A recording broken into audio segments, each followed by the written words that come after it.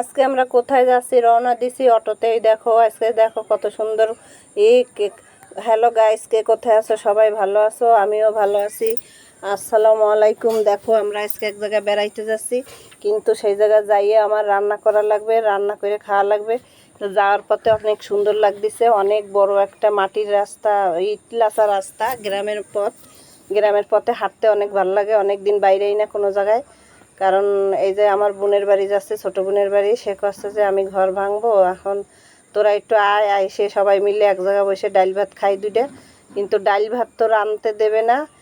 কচ্ছে ডাইল ভাত রান্না করবি। এখন আমি ওই জায়গায় দেখাচ্ছি, দেখো কত সুন্দর গাছ, ধানের ক্ষেত, কত সুন্দর জায়গা, দেখলেই ঘুরতে ইচ্ছা করে এই জায়গায়। ওই দেখো আমার দিয়ে কোটাচ্ছে, আমার দিয়ে সব করাচ্ছে। ওই দেখো মুরগি কাটা কুটা গেছি, এখন করছে একটু গোছাই গোছাই নেই, সবাই মিলে হাতে হাতে করতেছি। আমারে পকাচ্ছে, তুমি রান্ধো, তোমার রান্না ভালো হয়, বিরিয়ানি কেউ রাঁধতে পারে না। আমি কই কেন খাওয়াবি ডাইল ভাত? তাহলে এখন বিরিয়ানি রান্না করা লাগবে কেন? কয় কি হয়, বিরিয়ানি খাবো আজকে, আমরা মুরগির বিরিয়ানি খাবো, চিকেন বিরিয়ানি। আর বিরিয়ানিটা তুমি রান্না করো, তুমি সুন্দর করে রান্না করতে পারো, আর কেউ ভালো করে রান্না করতে পারে না। এই কয়ে আমারে রান্নাঘরে বসাই দিয়েছে। আমার তো রান্নাবাড়া করতে ইচ্ছা করে না, কারণ এখন আমি ঘরে রান্নাবাড়া বেশি একটা করি না, ঘরে বৌমারা রান্নাবাড়া করে। তারপরও আমার দিয়ে করাবে, যখন সবাই খাবে, দাবি খাটাইছে রান্না করো তুমি, এই জন্য রান্না করতে বসে। এই দেখো বিরিয়ানি রান্না করব, তেল দিলাম, তেল দিয়ে পেঁয়াজ কুচানো দেব, পেঁয়াজ বেরেস্তাটা আগে ভাজবো।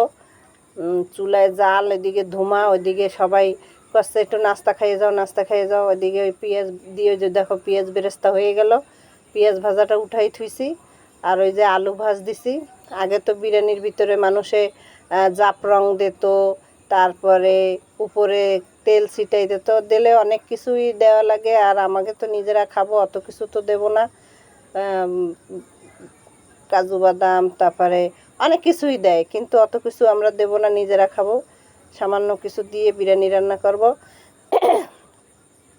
বড় হাঁড়িতে রান্না করি না অনেক দিন। ওই যে আদা রসুন জিরা বাটা দিয়ে দিলাম, দিয়ে সুন্দর করে কষাবো। ওই জায়গায় কাঁচা জাল কাটাটা দিয়ে দেবো। আর ওইসে ওই দেখো কাঁচা জাল কাটা দিছি, আর কটুক গুঁড়া মরিচ দেবো, কারণ গোশে তো একটু রং না হইলে কীরম দেখা যায়। বিরিয়ানিতে তো হলুদ খাটে না, কিন্তু শুকনো ঝাল খাটে। ওই যে লবণ দিয়ে দিলাম, দিয়ে এটা সুন্দর করে 10 মিনিট সুন্দর করে কষাবো।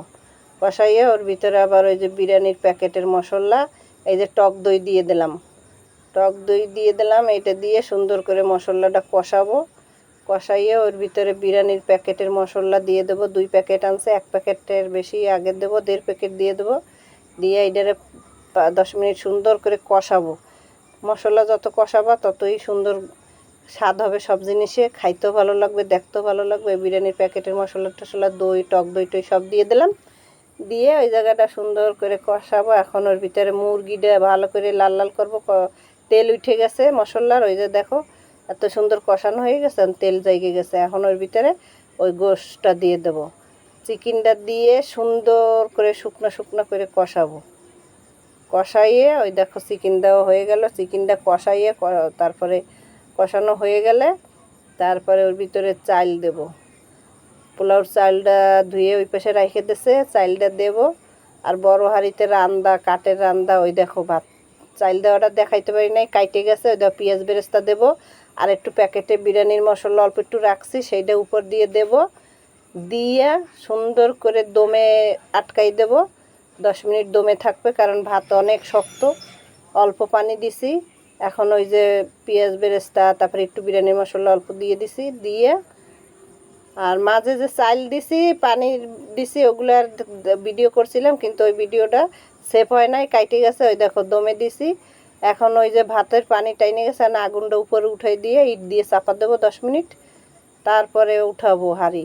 ওরে ঘেরান, সেই ঘেরান, সেই ঘেরান, ও সেই বিরিয়ানির ঘেরান। হ্যাঁ, সবাই করছে ও ঘেরান ঘেরান হয়ে গেছে বাড়ি ঘরে। এত সুন্দর রোদ্দুর পড়ছে, ভালো করে দেখানোও যাচ্ছে না। হ্যাঁ, ওই দেখো কত সুন্দর ভাত হয়েছে, ঝুরঝুরে, একটার গায়ে একটা ভাত লাগে নাই, দেখছো বিরিয়ানি।